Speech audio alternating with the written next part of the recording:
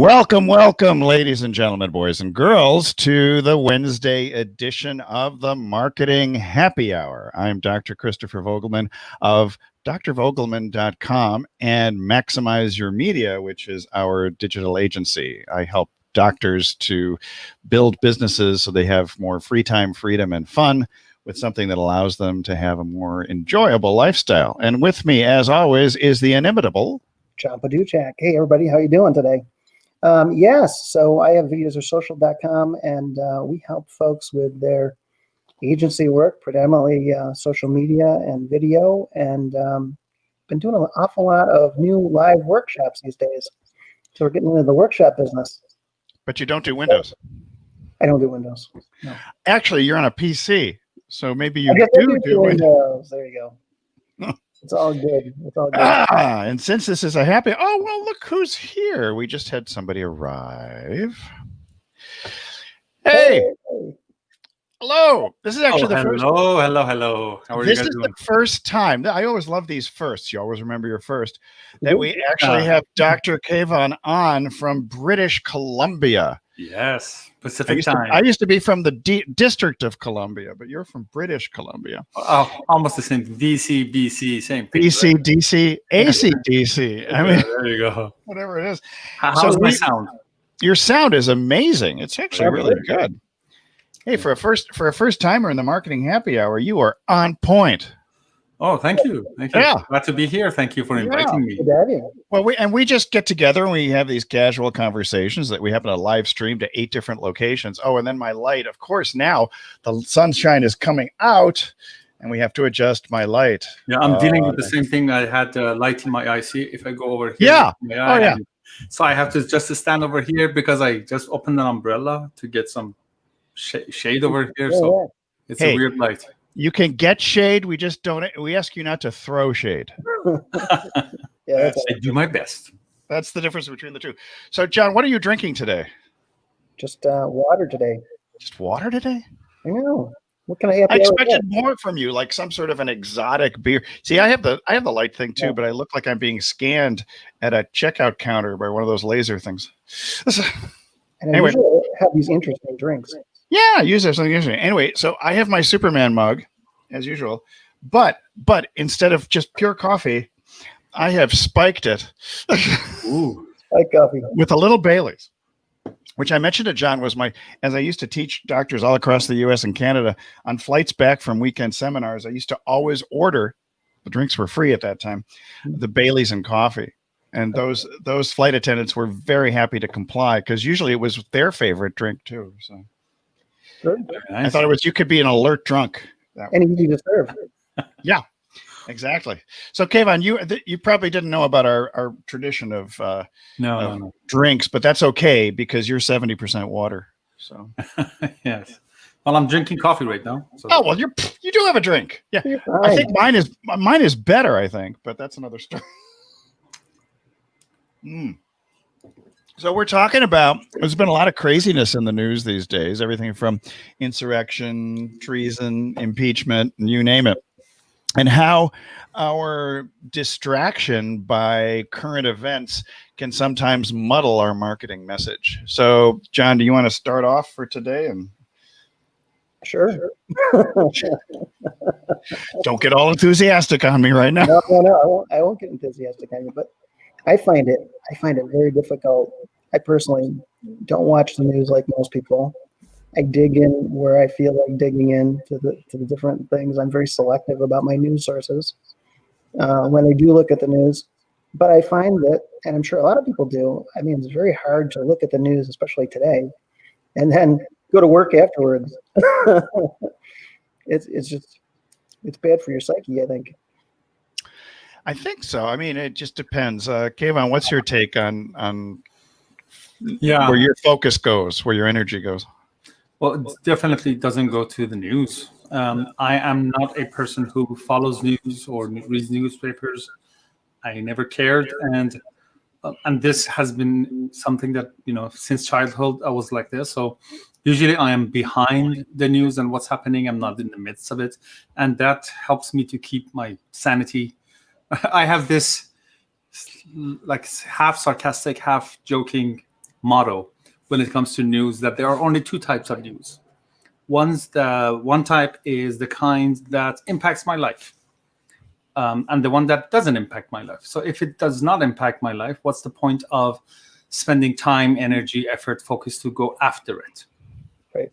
And if it does impact my life, the news will find me. I still don't have to spend time, energy, and effort to go after it. So that's my semi-sarcastic. But yeah, I can see how it can impact people. I can see how it can be addictive. As I said, I avoid it. With social media, it shows up in front of you anyway. So I try to skip it as fast as possible, and have this outsider observer position to see how it impacts other people and how they go in and out, basically. But yeah, I'm happy that I'm not touching it. Yeah, I think I may be the exception to both of you, because I spent 30 years in Washington, D.C., and I've met a lot of congressmen. I've walked through those halls all along Capitol Hill numerous times, and used to walk the entire mall in D.C. So for me, I have spent a lot of time focusing or putting my focus elsewhere. But I'm such a political news junkie from way back when that it is difficult for me not to have at least a little bit of identification. Gene Schwartz talks about that in Breakthrough Advertising, where you feel the pleasure or pain based upon your emotional attachment to a person, place, or thing. Mm-hmm. But I have made very deliberate attempts, not just using Bailey's, but other more positive types of input. And I think that's one of the things that I think is very important for a lot of us, is even if you are distracted. So for example, in practice, I've always had, I was dealing with a lot of very sick patients on a daily basis. So my focus, even though it was on diagnosis and disease and bringing relief to people, was actually, my true focus was on concentrating on health rather than eliminating disease. Mm-hmm. And so with a more positive perspective, it helped me at the end of the day, basically to relax, because I would just compartmentalize that type of part of my life. So mm-hmm. That's my long-winded story to say that I'm a recovering news junkie. So,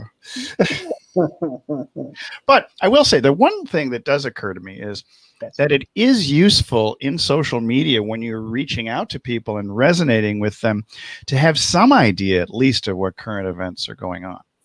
Because there may be certain words, keywords, or things or phrases or hashtags that are in the vernacular that really help you to connect with your potential audience. And certainly things going on that help you connect with your close audience. Yeah. But I'm not a drama triangle kind of guy. Like I tend to avoid a drama triangle. They're very dramatic. You're not with the Real Housewives of Orange County.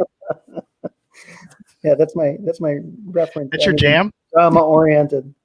Yeah, so I stay out of all those drama things. But I have enough friends that are news junkies to keep me up posted. And like Kayvon says, it's so easy to look through your feed and see enough stuff going on that you kind of keep an eye out.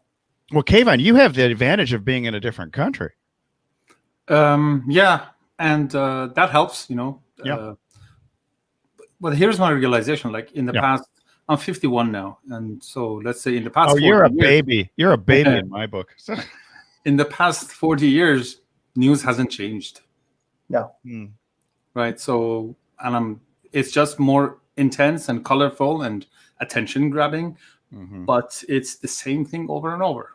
Right. So again, it's another, I can come back 10 years and I haven't missed a thing. Only the names have changed. Yes. And history does have this tendency to repeat itself, right? It does. Yes. More so now than like in 1974. So anyway, but one of the things, so what are the techniques or tactics or things that you use to improve your focus and focus on the end result as opposed to the current chaos that's around you? I mean, we've had relatives in the family, for example, on my wife's side of the family, who've died from COVID, for instance. And so our focus tended to drift to see things like, what's going on with the latest infection rates and hospitalizations and things like that. So when something touches you personally, how do you divorce yourself from that? Or is it possible? Okay, well, you can join in, or John, either one of you, whoever. Obviously, it's much harder to keep the same point of view when it touches you personally. Mm-hmm. At the same time, we have to do our best to stay as objective as possible. Right. That would be the definition of honesty or fairness and all of that. Mm-hmm. So my attitude and my strategy is I try to make my mind and make my decision ahead of the time. Mm. When something is, it's like, same concept of don't go shopping when you're hungry, because you will make bad decisions. So or don't go shopping online when you have a bottle of wine and a credit card. Yeah, probably that would be mine, actually. Yeah. Step away from the credit card and nobody gets hurt. Yeah, exactly. So it's like that. To make my mind or make my decisions when I'm not in the midst of things, or be prepared for them. And also, you mentioned bottle of wine, late nights, evening, when I'm tired, when I'm hungry, all of those things impact decision making, or taking sides or not taking side, and all of that. So trying to get out of my own way as much as possible. I think that's very beneficial also when we're dealing in the realm of business coaching, because you need to be able to divorce yourself from your own emotional presuppositions when it comes to a client. Yes. Yeah. So, John, are there any particular tactics, techniques, or other things? I know we talked about Pomodoro in the past, a little ultimator, being able to set time limits. And I definitely do a lot of that, try to set time limits for different things to keep occupied on stuff. And a lot of times when I come up to a situation where there's a lot going on, or maybe, like you said, a family member or something going on with them, or whatever, just really try to focus on, okay, maybe I'm not going to get as much done today, but I need to get these two main things and make those happen. So maybe it's a matter of paring down a little bit if something big comes up, but really kind of going, okay, I got to get this done today, and really kind of focusing in on what really is most important. So in terms of focus, the two of you, are there any things that you deliberately do to put blinders on? Yeah, well, this is one. You got the headphones on? Yeah, headphones on, because I'm more of an auditory person than visual person. I did a test many years ago. I'm 65% auditory. So wow. I hear the world more than I see the world. So other noises, they can easily become distraction and noise pollution for me, that they are normal to other people. Interesting. So creating my sound bubble to have this protection, so all the other distractions, they come and ricochet against it. That's one of the main things for me. The other one, as you guys mentioned, Pomodoro or timer.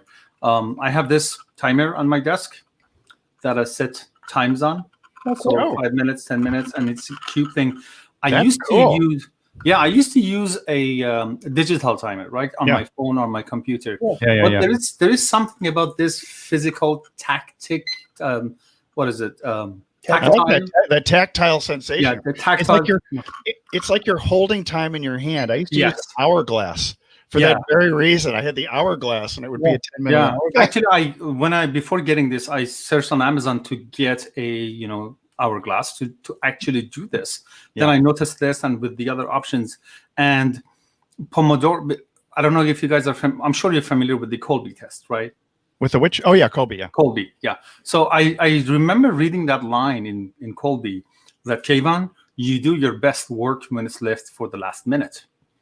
And that right there told me that productivity and focus and getting things done for my type is series of sprints instead of a marathon.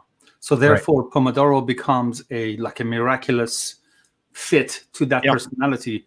And working with my clients and observing myself, my patterns and their patterns, after a while, I came up with this, I guess, adjustment or improvement to that. I call it the advanced Pomodoro. I named it myself. So it's like this. It's like AP. What's that? AP advanced Pomodoro. It's like I pay attention to what kind of a task am I going to do a Pomodoro on. Yeah. and what's my relationship to that task. And it's to simplify it, do I love it, do I hate it, or it's meh, it's okay. So if it's something that it's okay, and I don't have a love or hate relationship, I go the standard 25 minutes. If something that I love it, basically I get into my zone, I go 50-minute periods. And the things that I hate to do, just 10-minute sprints, because it doesn't matter how much I hate that task, like paying bills and this and that, I can do it for 10 minutes, and all of these add up. So I adjusted that with the type of task that I want to do, and that has been a game changer for me.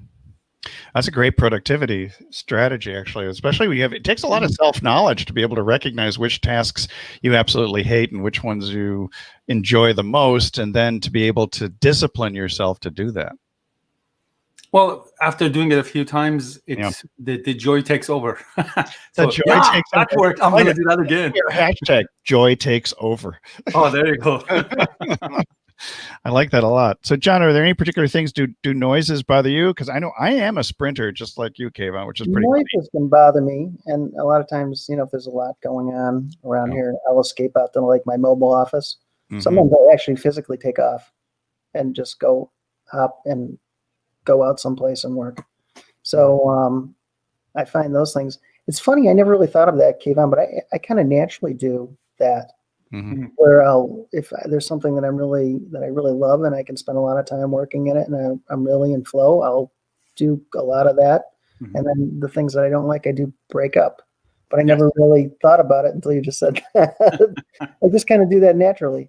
So, but that's not an easy thing to recognize, I think, for a lot of people to kind of do that. But it comes with keeping track of how you feel and how you're getting things done. Yeah, true. And especially if I'm working with my clients, I have to do this for them. So I ask them to do this. I had to come up with, simple sheets for them to fill out and that sort of thing. So, I feel lucky that the idea showed up. It's a great process. I also use this. Do you guys know this? I don't even see what. Know that. No. What is it? This is. It's not the Magic 8 Ball. Looks like something. It has 8 such. Well, I have a bunch of things on my desk that they help me to stay productive. So I'll give you a quick tour of everything. That's great. That? I like focus toys. Yeah. So you already seen my timer, right? Yeah. I actually want one of those now because it's green. It's the color of money. Cube timer, and different ones have different numbers on it. This is like 1 minute, 5 minute, 10 minute, 15 minute. You can get a 25, 30, and different colors have different timings. Wow. So this is what's called a timular and timular. Yes. So it stands in. It has a little stand here, base that just like this sits in there. So as you can see, no side is up. Now, let's say you want to start a task. You assign a kind of a task to each one of them. Yeah. So let's see. This is implementation for me. Right. Yep. This is learning. This is sales. Yeah. Social media. And other things. So when I'm doing that, I put this on the desk and that side is up. And with Bluetooth on my computer runs the timer. So basically, I keep track of the type of task that I do automatically just by, again, turning this on the right side, and you get a report and all of that. So it's called Timular, and I really like it. This is one of the things that I have on my desk. Another one is for celebration that I have. I'm sorry, the second one is oh yeah. The easy button. Okay, so when I get something done. That was easy. So that's kind of like Time Doctor with props. Yes. The Timular is kind of like Time Doctor, but you've got the thing there to physically say I'm working on I don't know what Time Doctor is, but I'm guessing similar sort of a function, right? Yeah. It's a software to kind of keep track of what you spend your time on. Yeah. So this way you deliberately say, I want to do this and that, and you get a report. And I also have a little skull that my daughter got me from Mexico. And this is a memento mori kind of a thing for me. Calavera. Yes. Wow. So this reminds me that I am mortal. That I am mortal. Right? It's because you want to have a good perspective on what really matters. Yeah. And death and remembering that we are mortal is a great reminder. So It is. that the skull is there and helps me to focus on the right things and important things. Yeah. My favorite F word is fun, but it really should be focus. So yeah, at least I used to have this slide when I was doing presentation for my clients, team members, and that sort of thing. So this slide would come up with 3 big letters, word WTF. Oh. Where's the focus? Where's the focus? Where is the focus? You want to pay attention to where the focus. It wasn't what time fun? Well, that could be it too. Yeah. When is it over? So that was where's the focus. So that helps them to remember. That's really great. So so your clients are typically professionals, entrepreneurs, or entrepreneurs, solopreneurs, professional people who their time has a direct relationship to the results that they create. Mm-hmm. Also, many of them, they have a small team that reports to them, and they want to, I guess, simplify and have efficient communication and management and that sort of thing. So it's about getting things done in a better, faster, easier, more impactful way. I like to focus on effectiveness first, doing the right things, then efficiency, doing things right. So I play with those words and go over there. Oh, this is so funny. Apparently somebody liked, I think it was Monica. Actually, she from Germany, I believe. I'm trying to figure out. There you go. Joy takes over. Hashtag. Joy takes over. That's our new hashtag. Yeah. So I love that. So John, but you do a lot of stuff though with video though. Your new branding is videos or social. Is that right? Right. So yes. And who's your typical client? I know you have some healthcare professionals and some others who. Some healthcare professionals. Some of the ones I work the most with are guys that I've done like video workshops or workshops and video surrounding summits and that kind of work with. And those are the ones I tend to get the most involved with because they're using video in a lot of facets. And it just happens that we start from one big facet and work our way out to all the little pieces that go together for a big project. But live is your preference, right? Live is my preference. Yeah. Because one, it's very forgiving. So, people tend to watch us and go, yeah, I know it's live. if those guys can do it, I can certainly do it too. Certainly. And there's a lot of truth to that. It's very forgiving. It's there's just so many great things about it. But it's funny. I had a client friend of mine that I was helping him out. He wanted to start a YouTube channel. Mm-hmm. And so he had his videos all scripted out. He had his little teleprompter. Thank you. Yeah. Teleprompter. Teleprompter. We need a teleprompter to remind you. It's a teleprompter. Yes. My kind of. Thank you very much. Yeah, teleprompter, and he's going through it, and I'm like, I don't think you want to be looking like you're reading all the time. No. And he goes, no, do I look like? And I said, yeah. And I've seen so many people over the years, doing webinars and everything, and they're reading from a script, and it's just so unnatural. And so two great things happen from this. Once people go past that stage and they realize, and they look at what they look like, creating videos that way, and then they start to do them live, and then they realize how easy it is. And if I get a couple bullet points to speak from, I can do a pretty good job with that. Plus, typically the format is shorter, between 3 to longest maybe 10 minutes, except for what we do here. Well, I think it's easier with guests to go longer because you've got people to play off of. But in that time frame, most people realize that it's not so bad. I can talk for a few minutes and go through different points about something that I really know a lot about. It's just a matter of getting up there and doing it.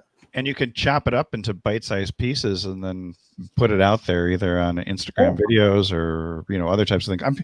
I'm learning more and more that short format is the best format. In fact, I went back and I tracked some of my old YouTube videos and other videos, so Facebook videos, and found that the ones with the highest engagement were 15 to 18 seconds long.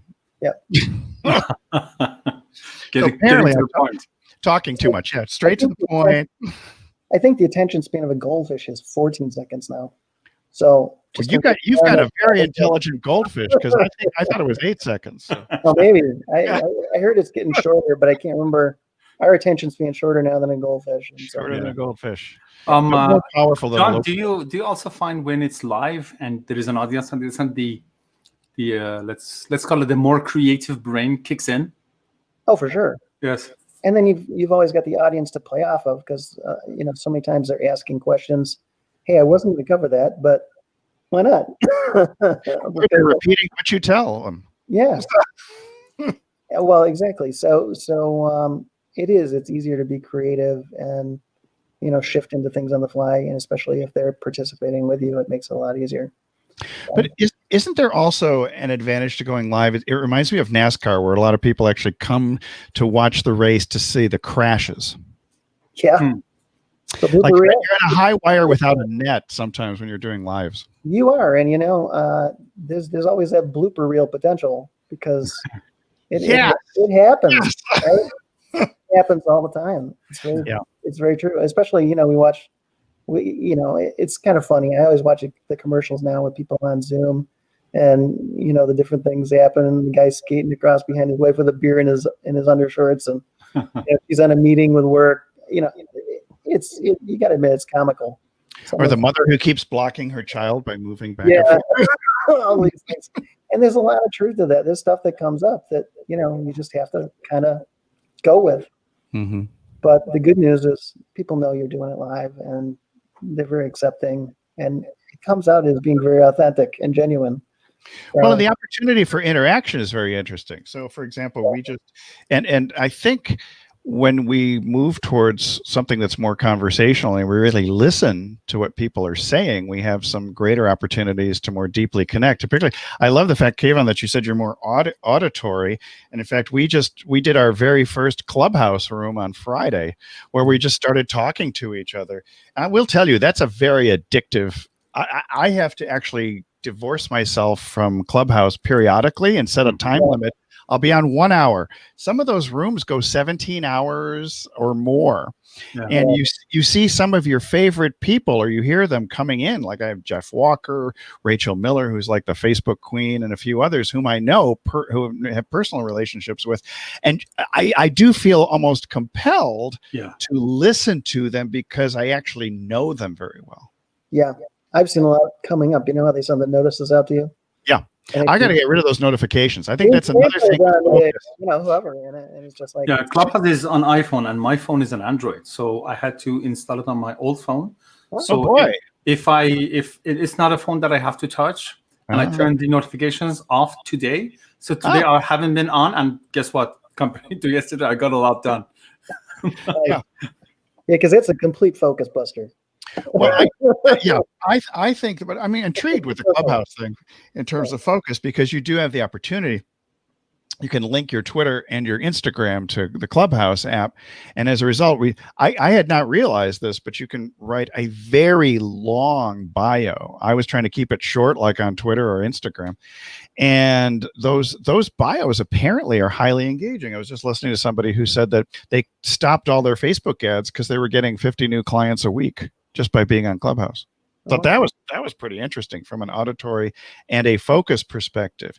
Because even when we're doing live videos, I mean, don't you find, John, that a lot of folks, it's the audio quality that's more important than the video? Oh, definitely is. Because people listen in the background. And people don't spend enough time on the audio quality. It's got to be as good as if you're making a podcast. Yeah. Because people are much more forgiving for a bad video quality, but not audio quality. No. Agreed. 100%. Yep. Yeah. 100%. I mean, if you remember, the old days when we used to stand and we'd be working someplace, we have the TV on in the background or whatever on the back, but usually it's the TV, right? That was my high school. That was my high school homework experience. There you go. I monitored my homework tasks in 30-minute sitcom intervals. Mm-hmm. So that was my method of Pomodoro before Pomodoro. So. But the reason the voice quality has got to be good is we feel that. Yeah. It's not just what we hear, but it's actually the rhythm, and we actually feel that audio. And so that's very comforting to us to feel. So you got to put a lot of time in the audio. So when it comes to focus, do either of you use guided meditations or anything like that? Or is it just something that's not very frequently used? I do. You do, yeah. Yeah. I don't do meditation much. I did for a while, and I tried all sorts of different type of meditation. It didn't work for me until there's a device called Muse. Yeah. The Muse Headband.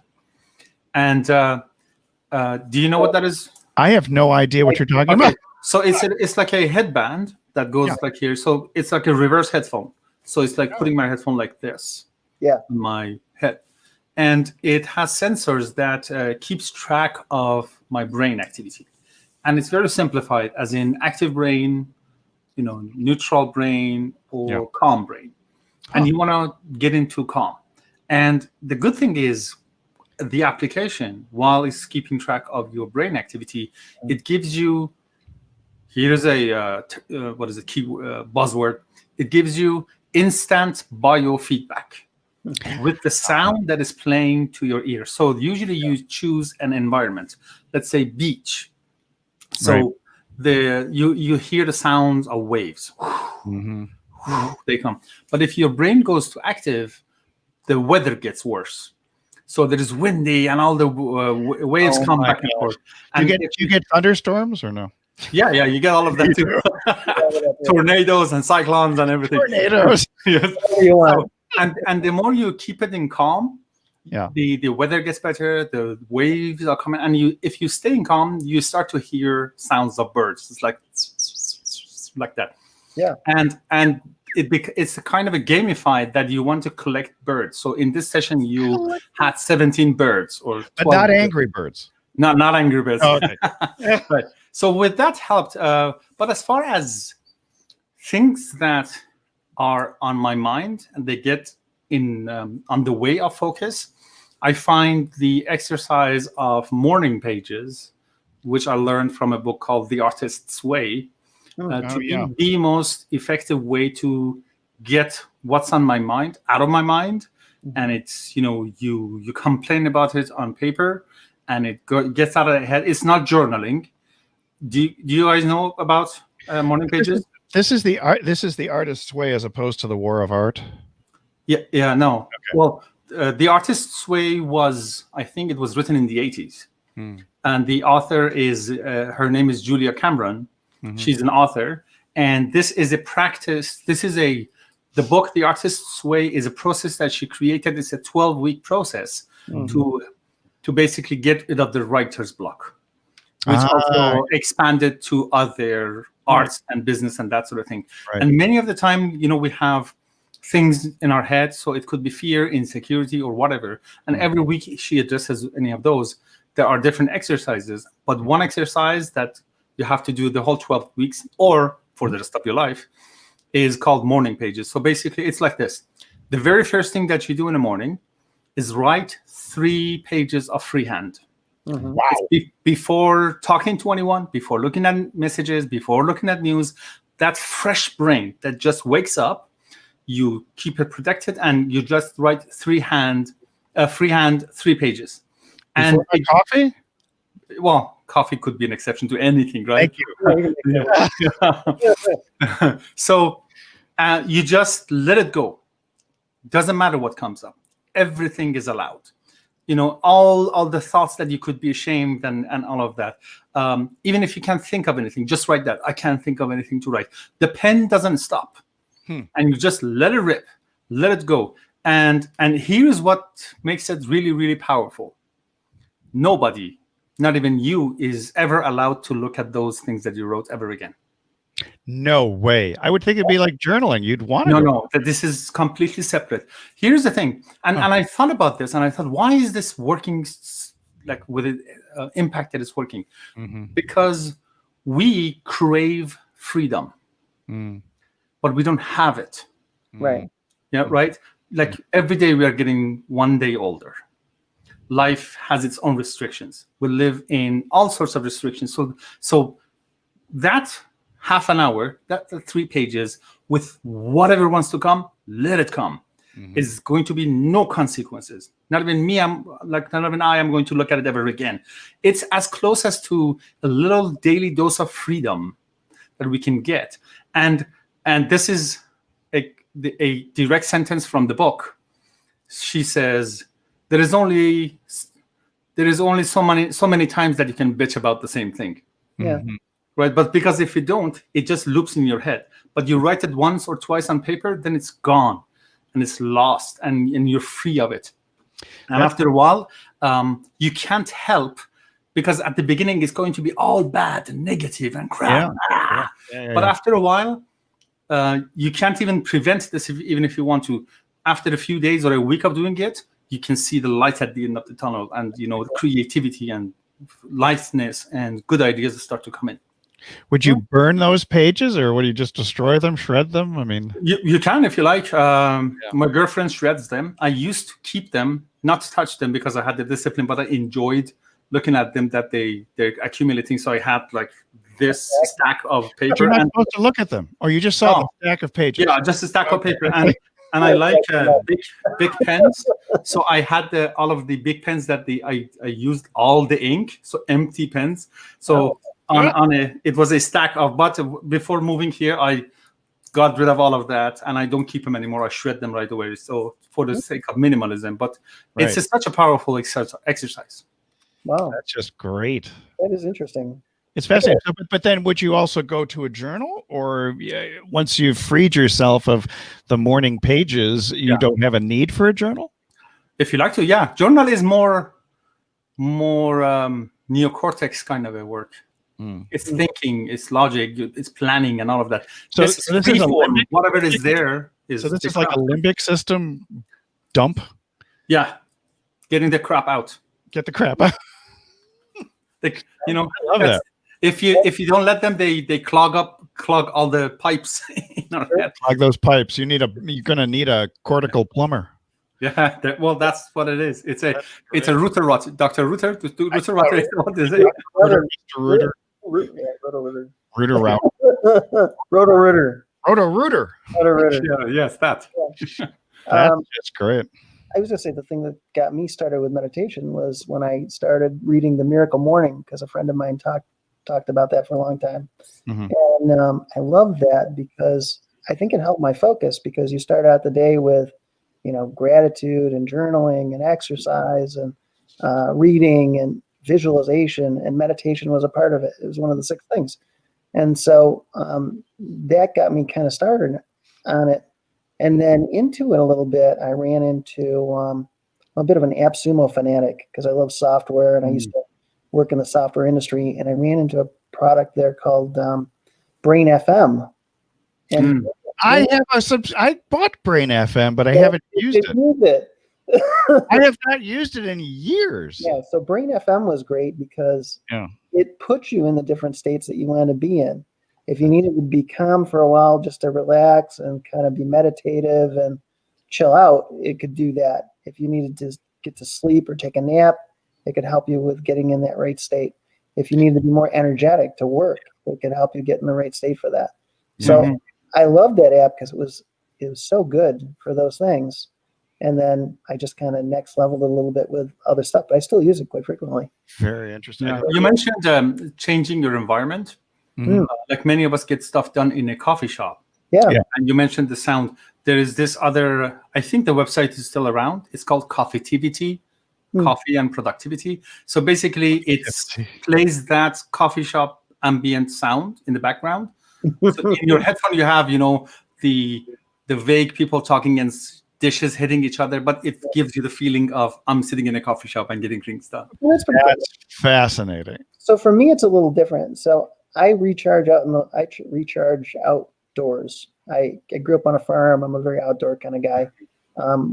Dr. V knows we like to camp. We used to do the show while we were camping from the campground.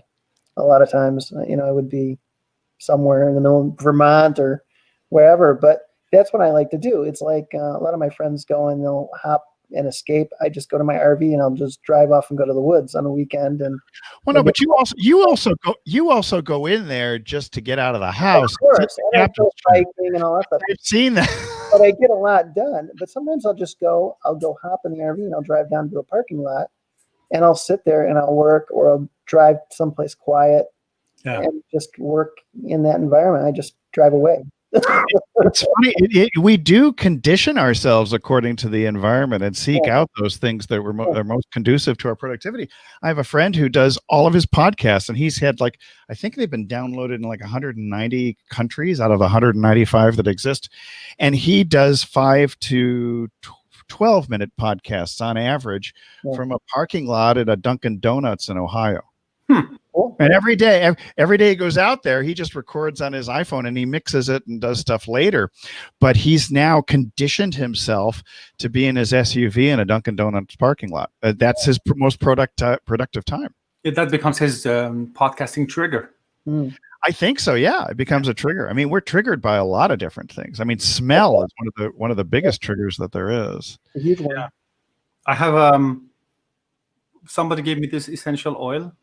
Mm-hmm. I don't remember what she gave it to me. She but the fact that it has a certain smell. Is it vetiver? I just do that. I just smell it, and it gets me to the. Is it vetiver? What's that? Vetiver? No, it's lavender. Grapefruit. It's grapefruit. Yes. Citrus is a very lively type of scent. Actually, it does wake people up. It's funny. There's a lot of scents that also really energize you, and like vetiver is one that people. Yeah, I think I have a vetiver somewhere, so I'm gonna run a series of tests. You can sprint to get that. And it's funny. I was watching one of my friends. He was on social media he was writing a new book and stuff, and he escaped out to a tiny house someplace all by himself. Yeah, it's totally me. Like that's something I would do. I also charge in my alone time. Like recharging is my alone. That's called an introvert, I guess. Yeah. Recharging is my alone time, which it's a big element of it is sound. Some people think I like quiet, but I could have loud, heavy metal music in my headphone, but it's my music. I'm in control. So that sense of I'm in control of this little bubble is what helps me to recharge. In fact, sometimes I like loud, heavy metal music too. Somebody on Facebook the other day asked for playlists. Similar to Brain.fm, I use YouTube Music. So there are 4 playlists that I like, and usually I start my day and so there is ambient focus, then ambient bass, then instrumental rock and roll, hard rock, and the last station is instrumental. Instrumental. So it's metal music, but no words. So you get all the guitar playing. So that gets me going when there's that dip in the afternoon. It sounds like a different version of Muzak, where they used to play the music at different rhythms and sounds according to people's blood sugar levels. Oh, and they would start getting a little more lively between 3 and 4 in the afternoon, because that's when people would go on coffee breaks, and so they would have to elevate the sound level and the tempo a little bit to get people more focused. Yeah, we're definitely products of the 80s. Oh, yes. I'm a We're product. not gonna take it. I'm a product of the 60s, actually. But what intrigues me in part, I mean, it's intriguing to me how we all have different methods of enhancing our ability to focus. I'm just wondering, are there any times when you have found that your messaging in marketing or to clients or just in conversation has been greatly influenced by current events or the news, where maybe what would I call it? Pre-blinders, where it might have interfered with what you're doing, either in advertising or reaching out to clients? I don't think. Or is that a reach? No, not really for me. No. Okay. Well, as I said, I try to not have it be part of my life. There are sometimes important news that I don't know for 3 days or 4 days after, and people talk about it and said, "What are you talking about?" They said, "Oh, you haven't heard? That thing happened, or there has been an earthquake here." And there was. Did you hear about the tsunami on December 26th? Yeah. Well, no, was there a is that a joke, or was there a tsunami really? Oh, there was a tsunami December 26th, but many years ago. I think it was 2000. Was it 2007, 2008? I can't remember now. Or was it 2009? I had a friend who actually was out in Indonesia 2 weeks before the tsunami hit. and thought that, wow, by the grace of God go I. It's like almost in a tsunami. So yeah. But I love all those tactics and techniques that you had of Kayvon. Those are really super valuable. Is there anything else you wanted to add, John, in terms of things that help you out, other than being in the captain's chair as RV John? Captain's chair. You like being the captain's I like chair. being the captain's chair. Make it so. Yeah, exactly. Exactly. There we go. Like that. It's pretty I funny. love a good geeky Somebody said it looks Star like Trek on reference. the deck of the Enterprise. It looks pretty funny with all the lighting. It does. I think I was like, wow, that looks pretty interesting. So no, but I'm a big believer in if I can't control it or fix it in any way, it's I push it off, because what can I do? There's nothing I can really do to fix anything or make anything better or improve things. Does that require an element of compartmentalizing, like so that you really can close it off? Of course it does. Without the compartment of the RV, that is. That's a good compartment, though. Yeah. It's very comfy. Oh. So are there any other elements, Kayvon, that you can think of or recommend to people who have trouble focusing because of all the chaos around them? Yeah. One thing, which is always obvious, but I always forget, as maybe as important or even more important than being able to completely engage with something, it's also the skill of full disengagement. Yeah. Like sometimes I still have the task running in my head and I'm not closing the task or the conversation. Being able to shut things down. Okay, that's, as John just said that.